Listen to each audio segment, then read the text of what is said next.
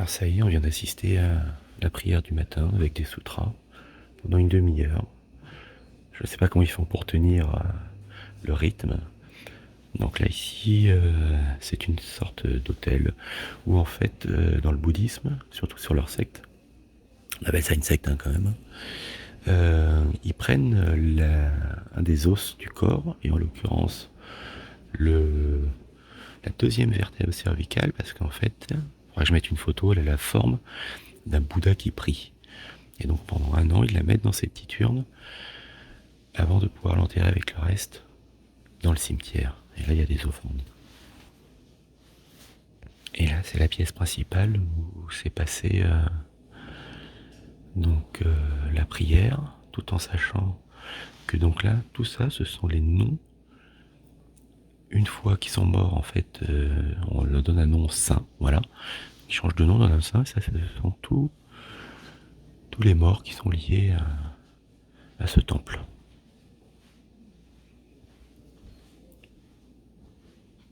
Il y en a beaucoup.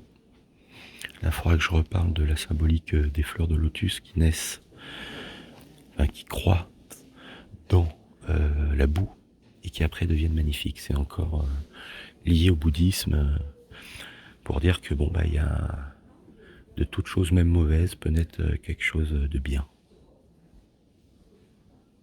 Je vous montre rapidement la partie onsen du Shojoshin, et ensuite nous avons pris notre petit déjeuner typiquement japonais.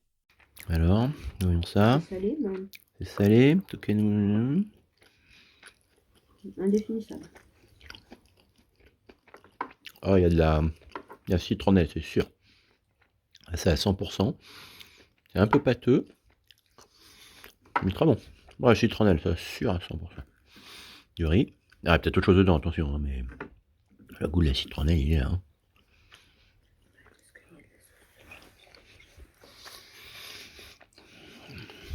Hein. C'est pas mauvais ça. Bon, avuné chou. Ou daikon. Je penserais pour du chou quand même. Hein.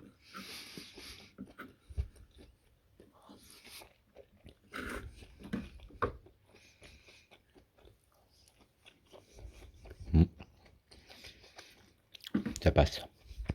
Le roi de la baguette. Ah oui, non, c'est bon.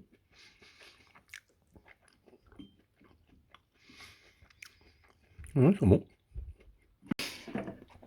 Alors le meboshi, la première fois, impossible. Est-ce que la deuxième fois, possible? J'y crois pas un instant. Prune macérée vinaigrée, extrêmement amère.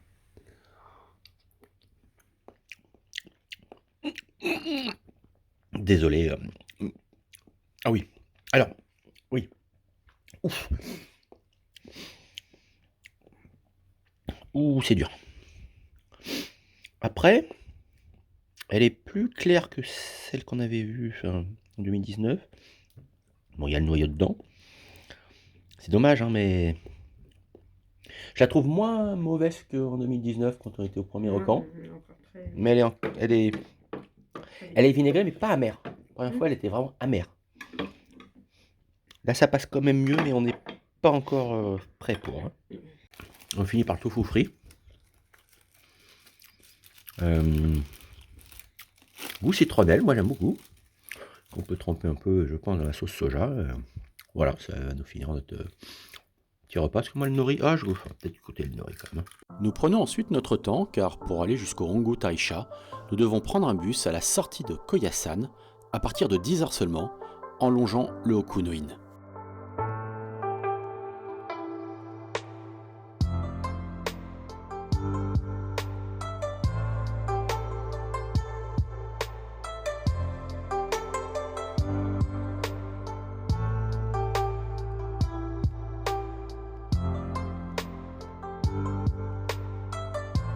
Ok, bon, on est monté dans notre bus. Normalement, on a 4 heures de bus, mais en fait, en 2 fois, puisqu'on a un arrêt pour le déjeuner et on change de bus.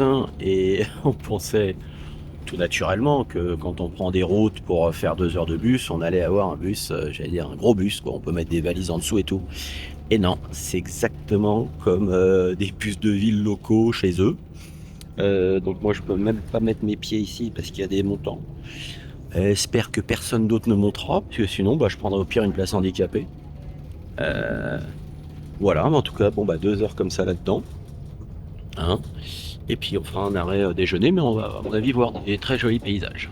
Ok, on a changé de bus à Gomadanzan. Le problème c'est que comme on ne savait pas à quelle heure était le prochain, nous on pensait que d'après ce qu'on avait lu, on avait le temps de manger. C'est une petite station, un petit arrêt où on pouvait se restaurer compagnie. Donc on avait prévu des plats lyophilisés. Hein.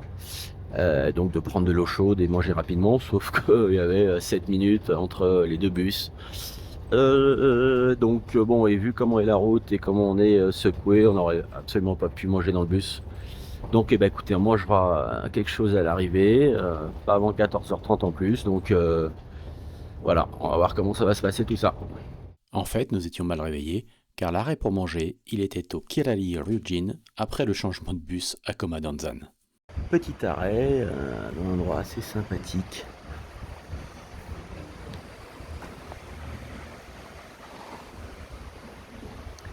Ah, ils ont été très sympas parce que je demandé s'il y avait de l'eau chaude parce qu'on avait ça à manger. Ils m'ont donné gratuitement, tranquillement, alors rien n'était prévu, en chauffant.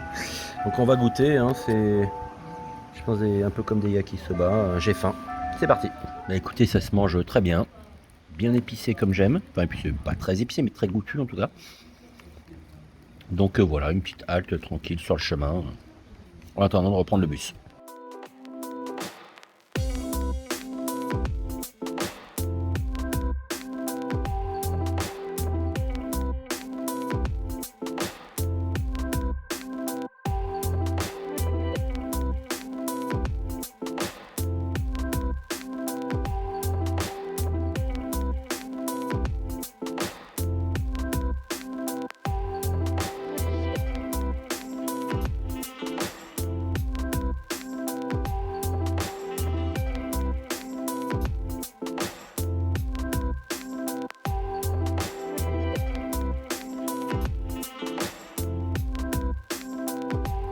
Et après ce long périple, nous arrivons à l'office du tourisme de Honggu Taisha. Nous allons prendre un premier tampon et nous diriger ensuite à pied vers le sanctuaire en lui-même. On est arrivé à Honggu Taisha.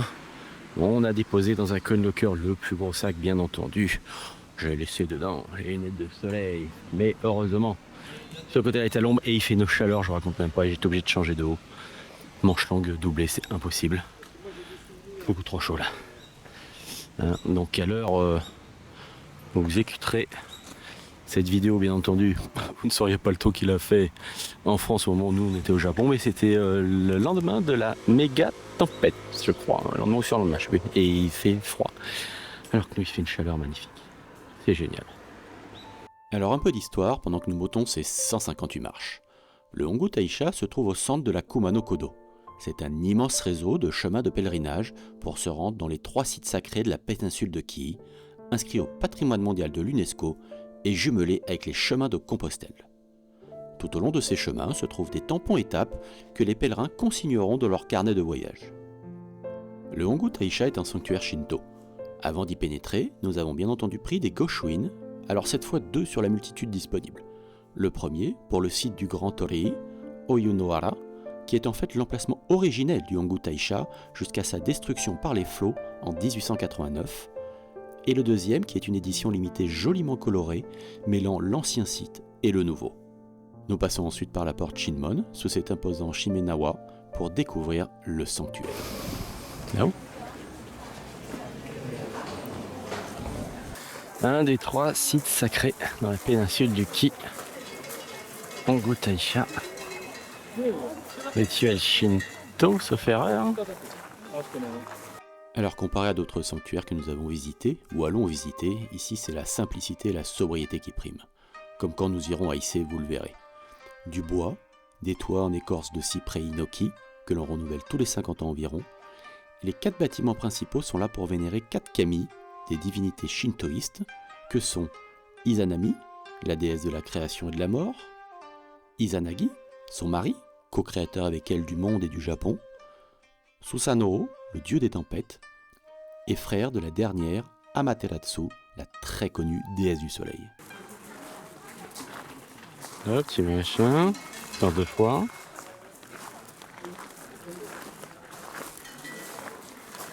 Clean, 1, 2, on se réincline.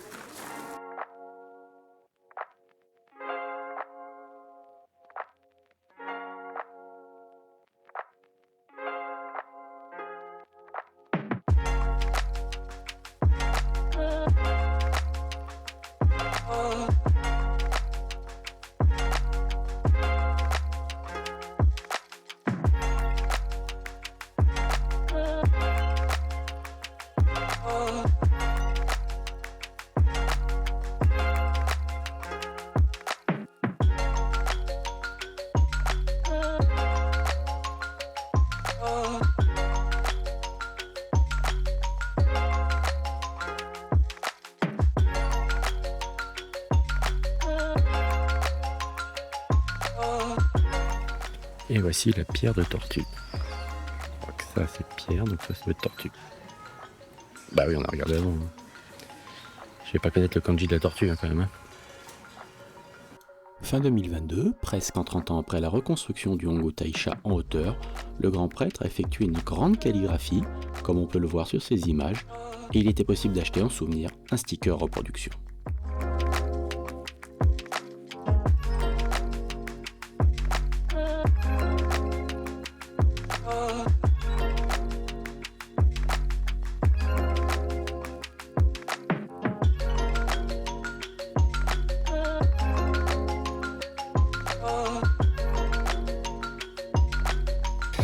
Donc là on part du Hongo Taisha et voilà. Oui apparaît le plus grand torii du Japon. C'est vrai que d'ici est bon, mais à mon avis quand on est au pied, c'est une autre paire de manches. Ah il est monstrueux. De loin vraiment bon, on dit il est grand, mais au fur et à mesure qu'on se rapproche, il est monstrueux. Alors ce torii est très récent, il date de 2003 et est donc le plus grand du Japon. Passer dessous sans oublier de s'incliner, comme il est de coutume, est impressionnant. Comme nous l'avons dit, il est en contrebas, le long de la rivière, sur le site de Oyunohara, qui va nous permettre de rejoindre le trail de Dainichigoe. Attardons-nous un instant sur ce corbeau. Si vous êtes très attentif, il a une particularité, et ceux qui ont bien regardé la vidéo l'ont sûrement remarqué plusieurs fois auparavant. Oui, il a 3 pattes. C'est un Yatagarasu, le symbole mythique japonais qui aurait guidé l'empereur Jimmu, le premier de la lignée de l'actuelle maison impériale au 6e siècle avant Jésus-Christ, de Kumano vers l'actuelle Nara, et il est également un serviteur de la déesse Amaterasu. L'une de ses pattes représente le ciel, une autre la terre, et la dernière les êtres humains. Il est donc très sacré, et d'ailleurs nous avons acheté un pins où on le voit parfaitement sur ce chemin de la Kumano-Kodo. Et bien on se dirige à petits pas vers l'entrée du Dainichigoe Trail. C'est ce qui veut dire la grande marche jusqu'à notre petit village illuminé de Seine. Avec ce qu'on a sur le dos, ça va être folklorique.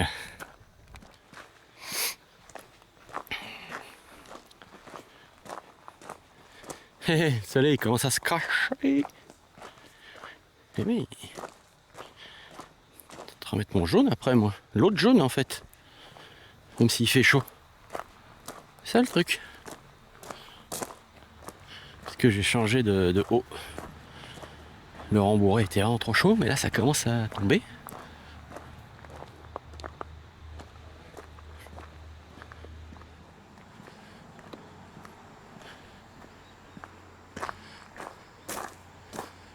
Allez, là, c'est sûr, c'est plus le même. Hein. Il est tout neuf celui-là. Hein. L'autre, il a été bien détruit. Hein.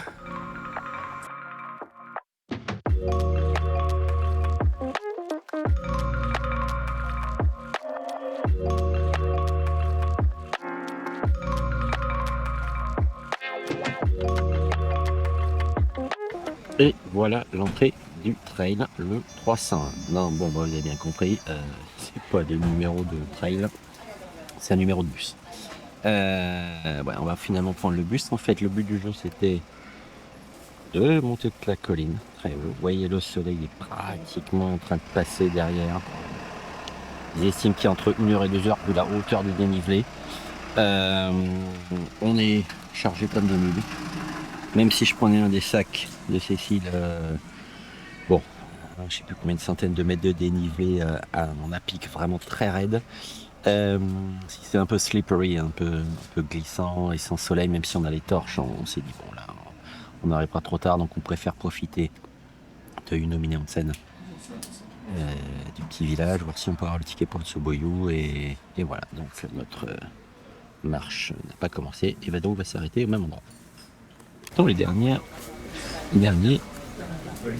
rayons du soleil, les dernières lueurs.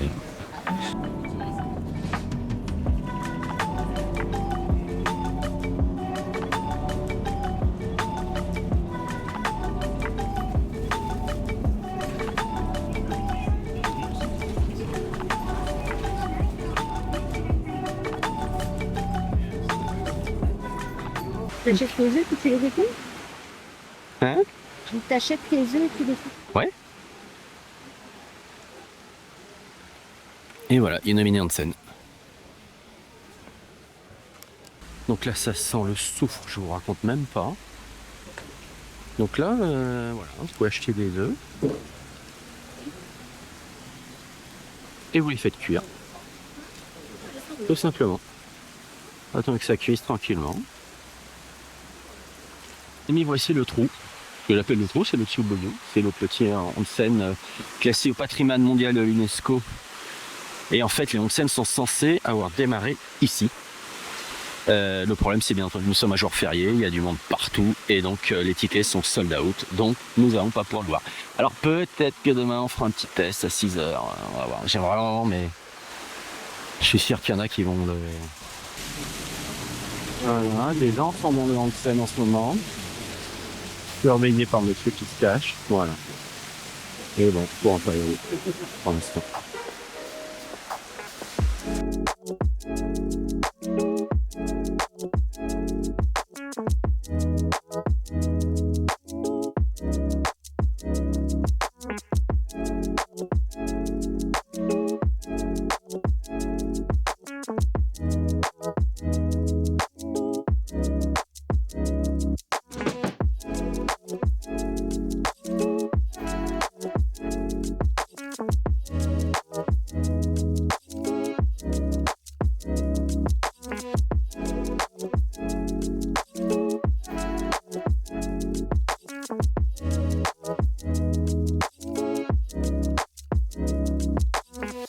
Bah c'est là, voilà, à droite.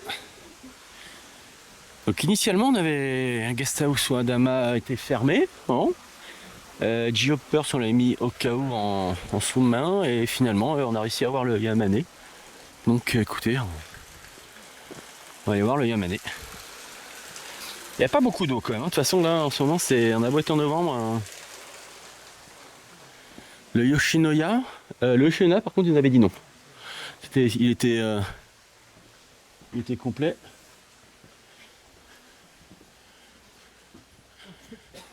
Le Wadama est bien fermé a priori.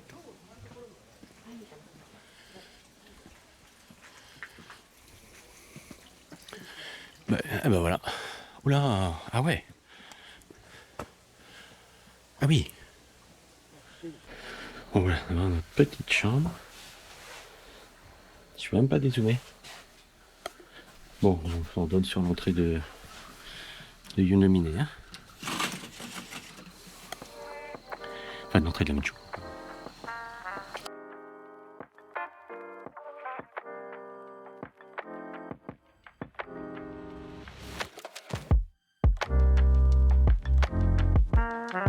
Écoutez, je vais pas faire trop de vidéos, trop de vidéos ce soir parce que bon, il y a des gens et puis surtout ils sont très gentils à nous accueillir. Mais ça, espèce de thon, je sais pas quoi, délicieux. Bon, les petites tsukemono très sympas. Ça, c'était une feuille de jambon a priori, enfin du jambon, je pense, de cru de Parme avec dedans de la tomate et tout. C'est très très bon, délicieux. Oh là là. Ça, c'est comme du curry, c'est délicieux, délicieux. Alors, jusqu'à présent, honnêtement, tout est délicieux. Fait maison, fait main, c'est délicieux. Et il nous recommande de tremper dans le Ocha les tempura. Ça fait salé. Ça fait du sel en fait. Comme du sel, ça fait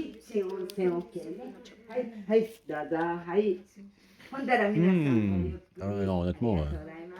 Allez, je vous emmène avec moi vers la partie onsen.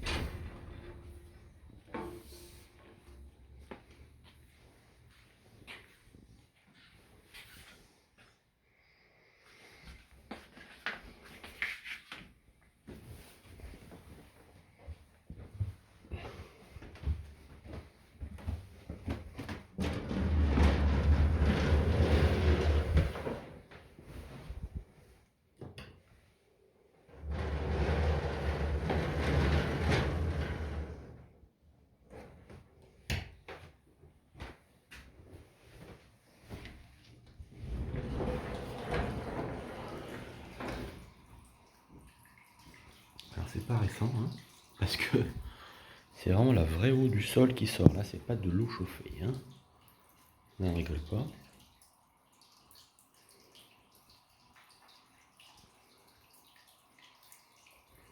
Et pour finir cette vidéo, je vous montre la partie femme du onsen. Eh bien, c'est exactement pareil. Demain, beaucoup de trajets encore pour aller voir l'un des autres sites sacrés de la Kumano Kodo.